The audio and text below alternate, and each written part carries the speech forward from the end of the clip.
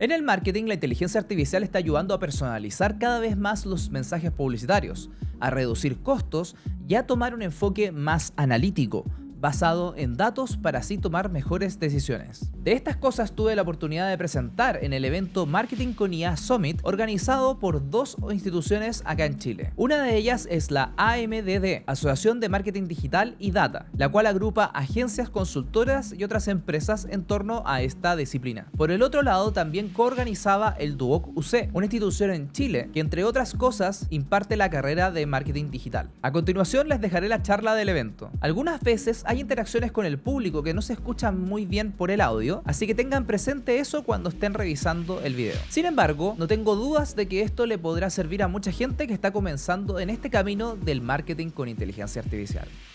Y queremos invitar a nuestro primer speaker. Queremos darle la bienvenida a Sebastián Cisterna, gerente general de Evo Academy. Un placer tenerte con nosotros. ¿Aló? Gracias, Alejandro. Hola a todos, ¿cómo están?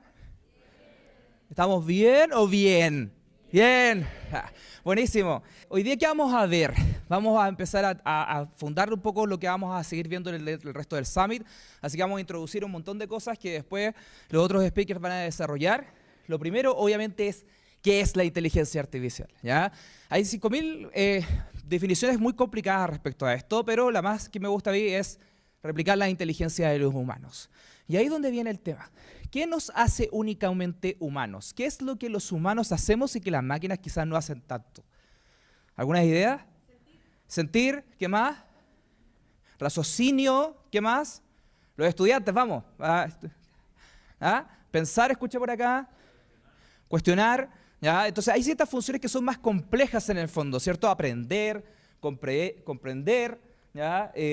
Aprendizaje. Entonces son muchas de estas cosas las que están empezando como a hacer problemas hoy día, y se entiende hoy día particularmente que la definición de inteligencia artificial va en torno a tratar de replicar estas funciones complejas. Y una de esas es el aprendizaje, que es un poco lo que ha ido desarrollando más la ciencia. Todos sabemos acá lo que es complicado aprender, ¿no? Estamos en el Duoc y obviamente que nos cuesta aprender las cosas, pero finalmente lo logramos. Asimismo, estamos tratando de darle esa capacidad a las máquinas, ¿ya? Y por eso mismo, la inteligencia artificial es importante diferenciarla, ¿ok?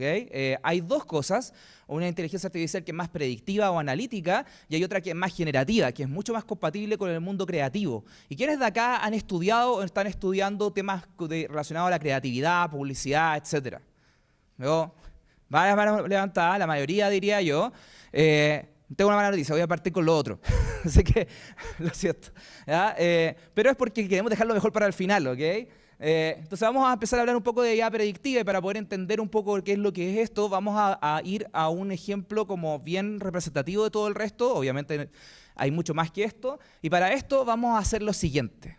Vamos a suponer por un instante que acabamos de nacer, qué lindo ese mundo sin deuda, qué lindo ese mundo sin obligaciones, digamos, pero, y que lo único que conocemos del mundo son estas 4 botellas que tenemos acá, ¿ok?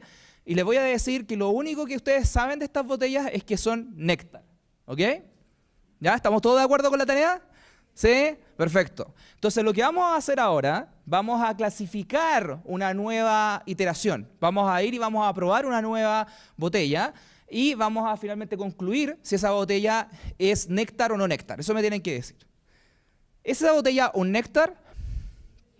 ¿Sí? ¿Por qué?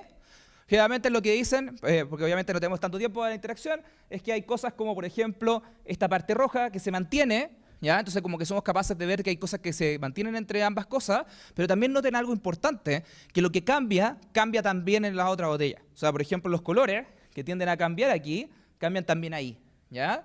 Recuerden que no saben nada del mundo. Entonces, por ejemplo, si ustedes me dijeron, no, es que tiene tapa, ustedes no saben lo que es una tapa. Tiene una etiqueta, no saben lo que es una etiqueta. Entonces, eso lo hace más complicado.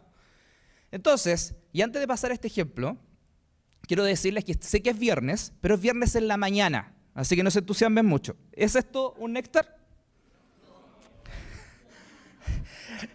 Vi algunos como, sí, es un manjar. ¿Ya? No. ¿Ya? Entonces, podemos concluir entonces de que este no tiende a ser un néctar. ¿Por qué? Porque la botella no se parece, porque los colores no son tan parecidos, etc. Entonces, Y ahora viene la tercera cosa. ¿Es este un néctar? Sí. ¿Por qué? Porque tiene el mismo patrón, ¿ya? No coloquen sus conocimientos humanos, están haciendo trampa. Están diciendo, oye, que ustedes, yo sé que esto es efectivamente, ¿cómo se llama? Un té, pero no. No. La forma se mantiene, la etiqueta es roja con blanco, tiene fruta donde el otro tiene fruta, ¿ya? Eso lo hace más difícil. ¿Y qué pasa? Ahí es donde necesitamos el criterio humano. Las máquinas no lo hacen perfecto, las máquinas van a tender a tener problemas en diferencia de acá. Pero esto que acabamos de hacer es lo que se le llama aprendizaje supervisado. ¿Por qué? Porque le enseñamos a la máquina lo que era, lo que queríamos que aprendiera, y después le dijimos, ok, dime cuál es tu conclusión de un caso nuevo. Y este aprendizaje supervisado es una de las tecnologías que se ocupa en esta IA predictiva. Si se dan cuenta, lo que está tratando de hacer aquí, a partir de distintos cálculos matemáticos que no vamos a entrar en detalle, es que finalmente concluye si algo es de una clase o es de otra clase, de una categoría o de otra categoría, o bien predice un número. Por ejemplo, podríamos predecir la tasa de interés o cuánta plata le vamos a dar a alguien, etc. O en el caso de los estudiantes podemos predecir qué notas se van a sacar en el ramo. Espero que sea arriba de 4. ¿Ya? Entonces, en marketing podemos ver que estas predicciones existen hace bastante rato. Una de ellas, por ejemplo, es que en varias empresas se ocupa la información del consumidor. Acá, toda esta información que tenemos aquí para eventualmente predecir si esa persona va a comprar o no comprar. Comprar o no comprar es una categoría, si se dan cuenta, igual que néctar o no néctar, ¿ya? O, por ejemplo, cuánto va a comprar, cuál es la demanda. ¿Ya? Ese tipo de cosas se ocupan para poder segmentar bien a nuestros consumidores. Pero también se ocupa este tipo de inteligencia para poder predecir cuál es el producto que te podría interesar. Todos hemos visto este tipo de cosas, ¿no? Esto en particular es del sitio web de Falabella, pero en distintos sitios están los recomendadores. Y cuando esos recomendadores están hechos con inteligencia artificial, la recomendación que está ahí es basada, por ejemplo, en los productos que más ves. Entonces, para los que están estudiando la carrera de marketing digital, sabrán de que en el fondo lo que estamos ocupando por atrás ahí como datos son las visitas, ¿ya? Son en el fondo las page views también, ¿ya? Y también ocupamos temas como para segmentar usuarios. O sea, tenemos un montón de usuarios y a través de la data podemos empezar a encontrar algunos patrones entre los usuarios. Por ejemplo, algunos en esta visual son de cierto color o de otro, pero el valor también está en agruparlos. ¿Por qué? Porque después ese agrupamiento, que se le llama clustering en temas de ciencia de datos, después nos puede ayudar a poder personalizar nuestras comunicaciones, ¿ya? Antes de subir al escenario estaba conversando con alguien y me compartió un caso en el cual ellos personalizaban sus comunicaciones de marketing en base a las conclusiones que le dan los clusters. Entonces, por ejemplo, uno podría ocupar esos clusters para poder entregar un mail más personalizado, en cual, por ejemplo, el número que venga asociado a tu tasa de interés o el crédito que te vamos a dar en el correo que está acá, sea relacionado efectivamente con lo que predijo tu modelo, ¿ya? Entonces, también una cosa importante es que la IA predictiva no es nueva, no es nada novedoso. Yo sé que todos tenemos esta idea de que ChatGPT salió y vamos a hablar más de eso, pero la IA predictiva nos viene acompañando desde, como concepto, al menos desde los 50, ¿ya? Hace bastante tiempo atrás. Y eso es común en nuestro día a día. Sean sinceros, ¿cuánto tienen TikTok? ¿Ya? ¿Ya? Veo menos manos de lo que de verdad quieren decir, ¿ya? ¿Ya? Y ¿qué pasa con TikTok? TikTok, por ejemplo, se ha diferenciado harto porque su algoritmo es demasiado bueno. ¿Y qué es lo que está haciendo ahí? Una predicción del contenido que te va a gustar más. Entonces, eso es inteligencia artificial predictiva. Y ahí se dan cuenta, por ejemplo, un algoritmo, que siendo mejor que el de Instagram, presumiblemente, pudo diferenciar harto si la gente sigue a una plataforma o la otra. Entonces, puede tener un gran impacto, ¿ya? ¿Y qué necesitamos para armar este tipo de modelos? Aquí es donde viene la mala noticia. Necesitamos hartas cosas, necesitamos datos. No solamente poquitos datos, lo que quepa en un Excel probablemente es demasiado corto. Necesitamos muchos datos, ¿ya?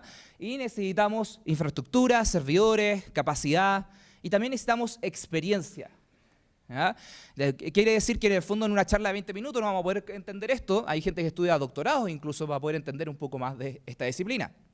La importancia de la experiencia es porque cuando estamos tratando de predecir, por ejemplo, ocupando algunos datos, qué forma tiene esto, si elegimos el modelo equivocado vamos a llegar a cosas como esta, en cual nos damos claramente cuenta de que no es el modelo que necesitamos ocupar para predecir esos datos, o vamos a irnos a algo como esto, donde vemos que se ajusta perfectamente a los datos y eso provoca también algo que no es generalizable, no se puede ocupar. Entonces la experiencia lo que hace es tratar de, en el fondo, orientarte a que puedas llegar a algo que se le dice un buen fit, que en el fondo el modelo no solamente aprenda de los datos, sino que también sea extrapolable a nuevos casos, ¿ya?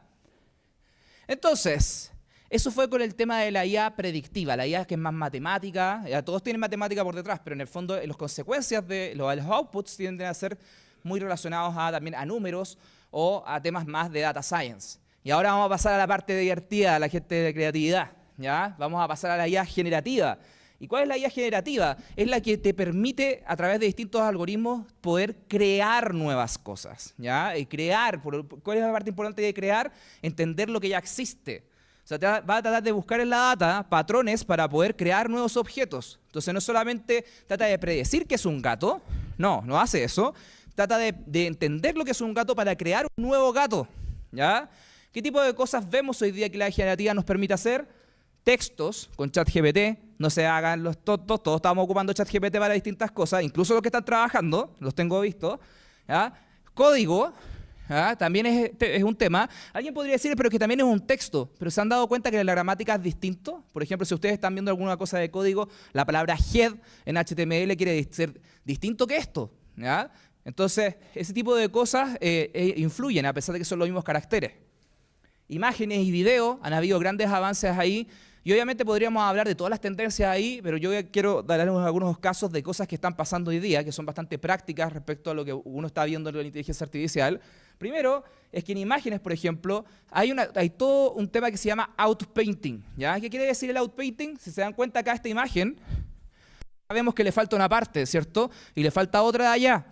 Si uno pudiera entender lo que está pasando al medio, uno eventualmente podría extrapolar eso y hacer más de esa imagen, ¿no? Entonces, uno podría transformar esa imagen en esto, ¿ya? Eso se hace con la inteligencia artificial. ¿Por qué eso es útil en el mundo publicitario? Porque de repente tenemos una imagen bonita que no la tenemos en el formato que necesitamos. Necesitamos, por ejemplo, agarrar esa imagen y pasarla a un banner con distintas dimensiones, ¿ya? Que es un tema muy habitual en temas de marketing. Típico que uno filma el comercial en horizontal y después quieres tomar ese comercial y hacerlo en vertical, ¿ya? Todo este tipo de cosas te ayudan efectivamente a poder lograr ese resultado, ¿ya? También el tema de los fondos, ¿ya?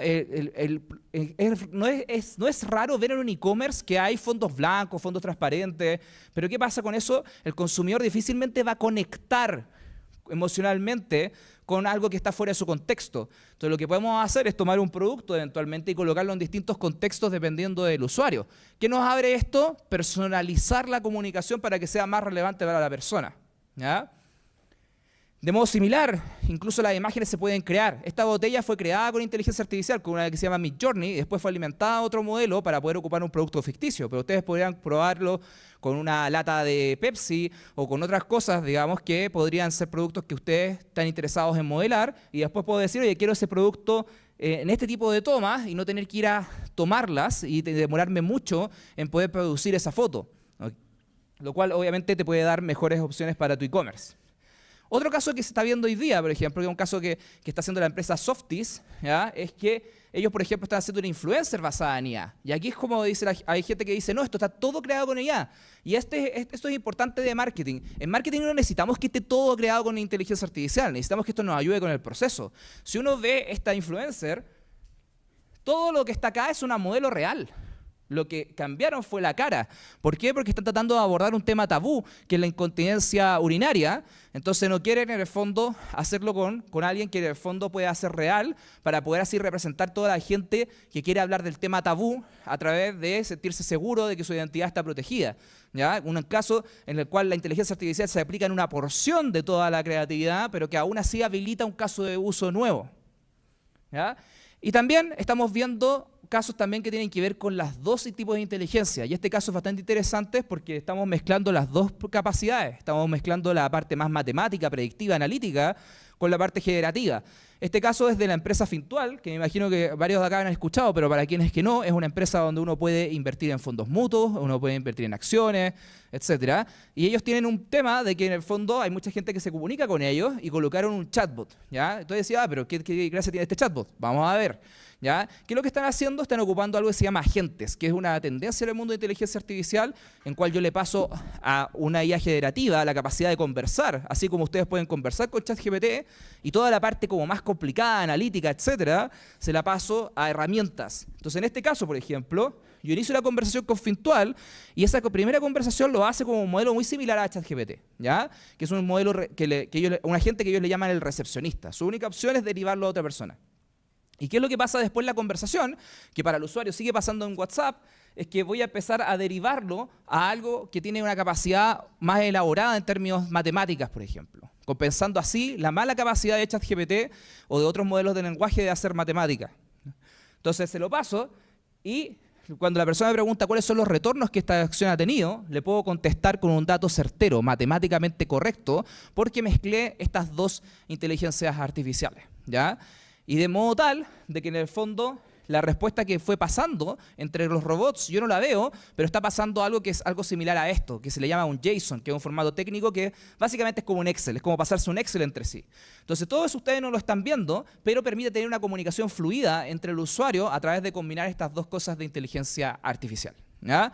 Entonces, si se dieron cuenta, antes de esto, si ustedes quieren saber más de este caso, tenemos un podcast, ¿ya? Que se llama Inteligencia Artificial para los Negocios. Este es el capítulo 81, donde hablamos con una persona de Fintual que nos explicó mucho más en detalle esto. No es un caso como que requiera mucha complejidad técnica, así que, porque él explica bastante bien las cosas introductorias, ¿ya?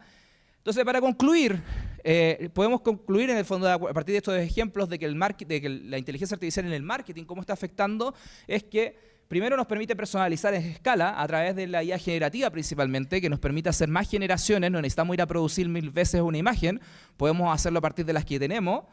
Podemos reducir costos porque todos estos procesos son significativamente más rápidos que ir a, por ejemplo, a producir una imagen. Si puedo conseguir una imagen similar, puedo hacerlo con un computador, ¿ya? O con una licencia. Y también me permite basar mis decisiones en datos y no solamente en la intuición, lo cual obviamente para ciertos contextos es más importante y habilita eso por primera vez en el marketing. Así que muchas gracias por su tiempo.